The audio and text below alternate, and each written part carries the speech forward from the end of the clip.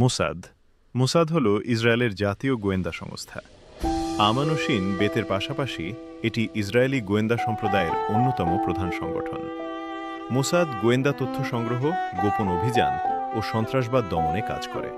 এর পরিচালক সরাসরি এবং শুধু প্রধানমন্ত্রীর কাছে জবাবদিহি করেন।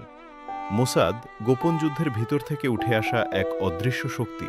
ইসরায়েল রাষ্ট্রের জন্মের আগেই গোটা মধ্যপ্রাচ্যে অবিশ্বাস, যুদ্ধ ও বেঁচে থাকা সংগ্রাম চলছিল। ১৯৯৯ সালে রাষ্ট্র প্রতিষ্ঠার পর ইসরায়েলের সামনে সবচেয়ে বড় প্রশ্ন ছিল, কিভাবে টিকে থাকবে এমন এক দেশ যাকে জন্মের মুহূর্ত থেকেই শত্রুদের বেষ্টনীতে থাকতে হয়েছে।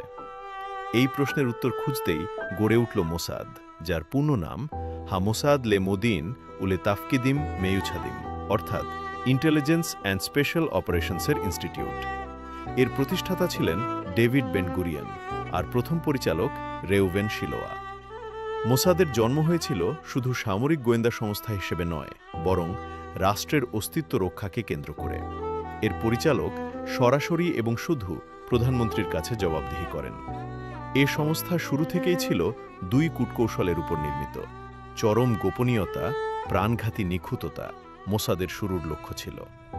মধ্যপ্রাচ্যে ইসরায়েলের শত্রুদের গতিবিধি নজরে রাখা, বৈশ্বিক ইহুদি সম্প্রদায়ের নিরাপত্তা, অস্ত্র পাচার, সন্ত্রাস ও যুদ্ধ অনুমানের তথ্য সংগ্রহ, ইসরায়েলে অভিবাসন তদারকি, বিদেশে সাহসী বিশেষ অপারেশন চালানো। মোসাদের অভ্যন্তরীণ কাঠামো এতটাই জটিল ও গোপনীয় যে সংস্থার নিজস্ব কর্মকর্তা পর্যন্ত অনেক সময় একে অপরের পদ বা কার্যক্রম জানেন না। একে বলা হয় নিড টু নো সিস্টেম, যে যা জানার প্রয়োজন তার বাইরে কিছু জানে না। সংস্থার প্রধান বিভাগগুলো কিসারিয়া তেসুনা লাপিদ, cyber unit, human intel, humint, research and counter, terror. মোসাদের কার্যক্ষেত্র বিশ্বের ১৬০টিরও বেশি দেশে ছড়িয়ে আছে, সরকারিভাবে নয়, গোপনে। এজেন্টদের শেখানো হয় নিজের পরিচয় ভুলে যেতে, নিজের আবেগ